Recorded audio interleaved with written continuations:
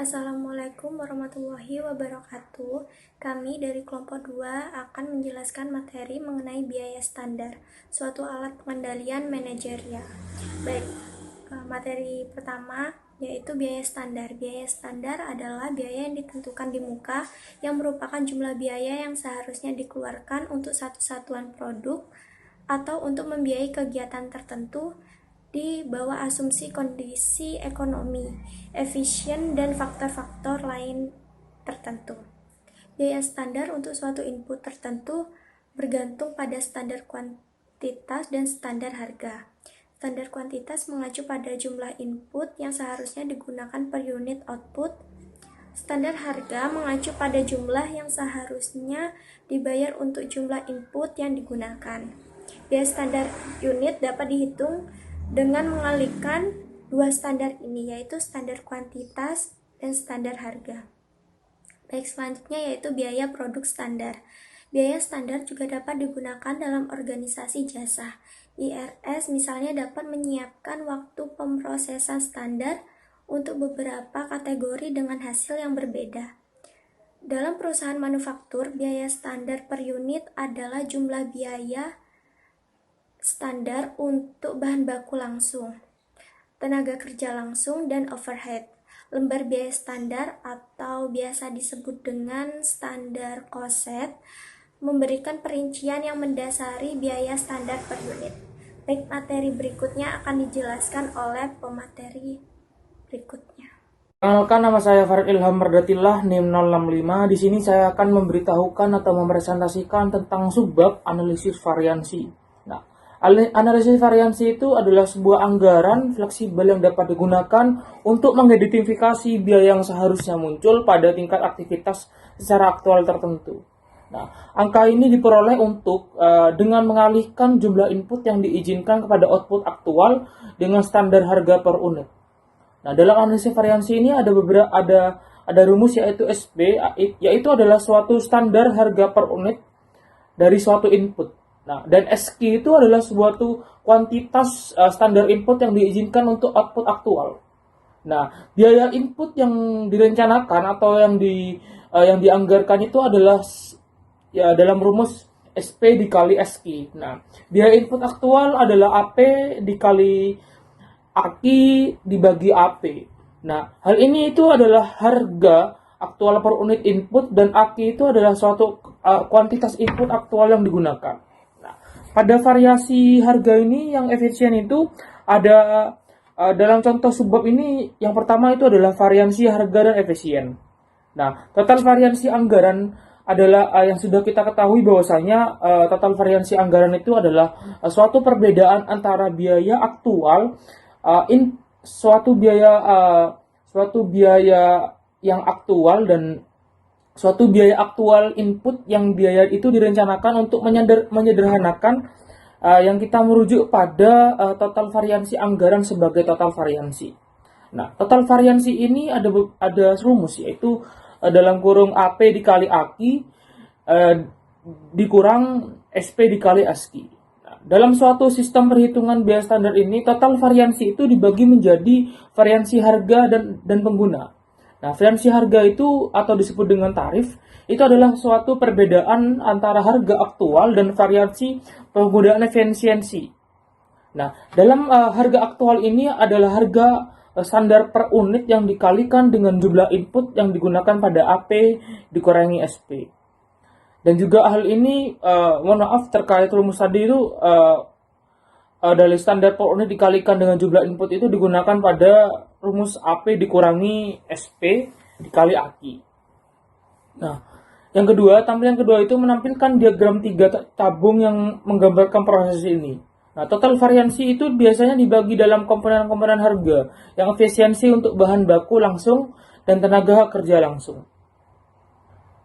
Nah, sudah kita ketahui bahwasanya istilah tersebut hanya menunjukkan hubungan harga aktual dan kuantitas dengan standar harga yang kuantitas. Baik atau buruknya variansi itu tergantung pada penyebab munculnya mereka. Penentuan penyebabnya itu mensyaratkan pada manajer untuk melakukan beberapa penyelidikan. Dalam penyelidikan ini ada beberapa ketentuan, yaitu AP dikali AKI atau kuantitas input aktual pada harga aktual. Yang kedua itu ada SP dikali AKI sama dengan, yaitu adalah suatu kuantitas input standar pada harga standar. Yang ketiga itu SP dikali AKI, yaitu adalah kuantitas input aktual pada harga standar. Hal ini adalah dalam hal ini ada beberapa varians harga dan juga varians harga dan juga varians pengguna. Saya Siti Bunga Novianti, NIM 063 akan melanjutkan materi tentang analisis variansi bahan baku dan tenaga kerja. Yang pertama, saya akan menjelaskan tentang variansi bahan baku. Variansi harga bahan baku dapat dihitung secara terpisah. Variansi harga bahan baku atau MPV mengukur perbedaan antara berapa yang harus dibayar untuk bahan baku dan berapa yang secara aktual harus dibayarkan, dengan rumus yaitu MPV atau variansi harga bahan baku sama dengan AP atau harga aktual per unit input dikali dengan AQ atau kuantitas input aktual yang digunakan dikurangi SP atau standar harga per unit suatu input dikali dengan AQ. Jadi rumusnya adalah, saya ulangi ya rumusnya, MPV sama dengan AP kali AQ dikurangi SP dikali AQ, atau dengan faktor MPV sama dengan AP dikurangi SP dikali AQ. Yang kedua adalah variansi efisiensi tenaga kerja atau labor efficiency variance, atau bisa juga disebut dengan LEV. Adalah mengukur perbedaan antara jam tenaga kerja yang secara aktual digunakan dan jam kerja yang harusnya digunakan. Cara menghitungnya adalah dengan rumus LEV atau variansi efisiensi tenaga kerja sama dengan AH atau jam aktual tenaga kerja langsung yang digunakan dikali dengan SR atau tarif upah standar per jam dikurangi SH atau jam standar kerja langsung yang digunakan dikali dengan SR. Jadi rumusnya saya ulangi ya, rumusnya LEV sama dengan AH dikali SR dikurangi SH dikali SR. Atau bisa juga dengan pemfaktoran dengan rumus LEV sama dengan AH dikurangi SH dikali SR. Itu rumus untuk variansi tenaga kerja. Materi yang selanjutnya adalah variansi biaya overhead. Yang pertama, variansi pengeluaran overhead variabel.